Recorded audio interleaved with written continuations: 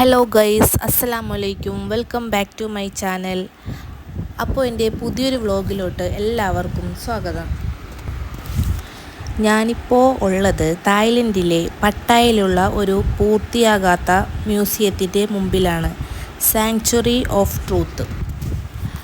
തായ്ലൻഡിൽ പോണവരൊക്കെ എന്തായാലും കയറി കാണേണ്ട ഒരു സ്ഥലം തന്നെയാണ് കേട്ടോ ഇത് ഇഷ്ടമാതിരി പ്രത്യേകത ഉള്ള ഒരു മ്യൂസിയമാണ്.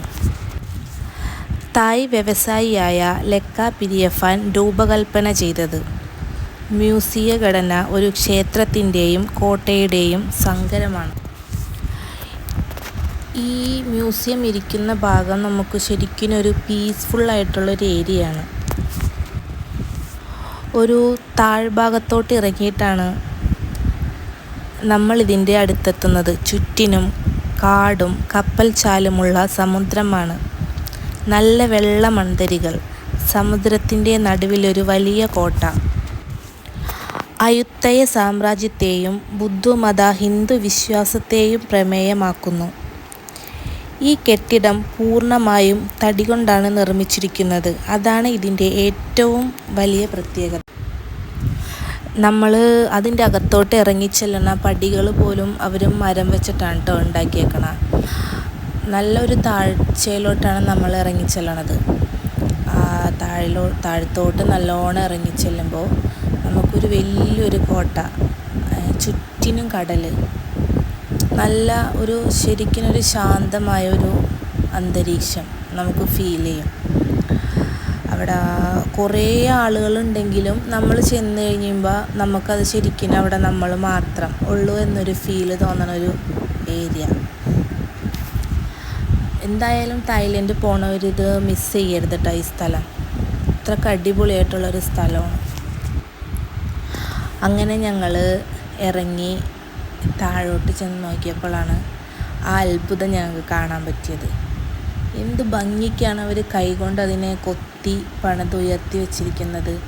അതിലുപയോഗിച്ചിരിക്കുന്ന ഒരു ആണി പോലും മരത്തിൻ്റേതാണ്.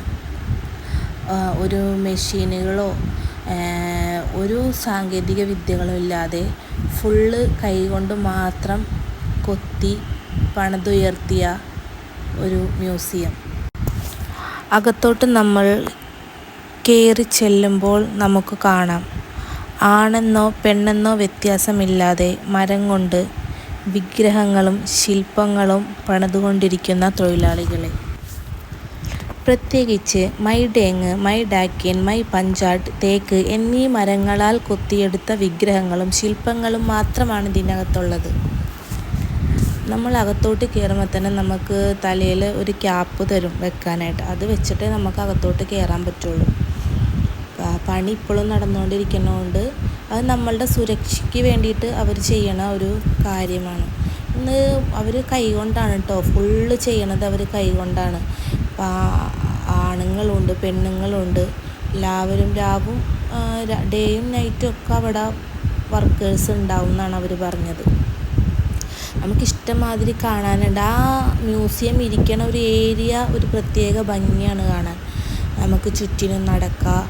അതിൻ്റെ അകത്തോട്ട് കയറി കഴിഞ്ഞ് കഴിഞ്ഞാൽ ശരിക്കും നമുക്ക് അത്ഭുതം തോന്നും. അവർ കൈകൊണ്ട് എന്ത് ഭംഗിക്കാണ് അത് ഫിനിഷ് ചെയ്ത് എടുത്തേക്കണമെന്ന് നമ്മൾ അത്ഭുതപ്പെടും. അത്രയ്ക്ക് ഫിനിഷിങ്ങിലാണ് അവർ ഓരോ കൊത്തുപണികളും ചെയ്തു വെച്ചിരിക്കുന്നത്. 1981 ആദ്യം നിർമ്മാണം ആരംഭിച്ചു. ഈ 2025 ഇതിൻ്റെ പണി പൂർത്തീകരിച്ചിട്ടില്ല. എന്നാലും സന്ദർശകരെ ഹാർഡ് തൊപ്പികൾ ഉപയോഗിച്ച് അകത്ത് കയറ്റുന്നതാണ്. 13 ഹെക്ടർ സ്ഥലത്താണ് ഇത് സ്ഥിതി ചെയ്യുന്നത്. ഈ ക്ഷേത്രത്തിന് 2115 വിസ്തീർണമുണ്ട്. ഇതിൽ ഏറ്റവും ഉയരം കൂടിയ ശിഖരം 344 അടി വരെ എത്തുന്നു. നമ്മൾ അതിൻ്റെ അകത്തോട്ട് കയറിക്കഴിഞ്ഞ് കഴിഞ്ഞാൽ ഓരോ കാര്യങ്ങളെപ്പറ്റിയും വിശദീകരിച്ച് തരാനായിട്ട് അവിടെ ഗൈഡുണ്ട്. നമ്മൾക്ക് അവരത് നല്ല ഭംഗിയായിട്ട് പറഞ്ഞ് വിവരിച്ച് തരും.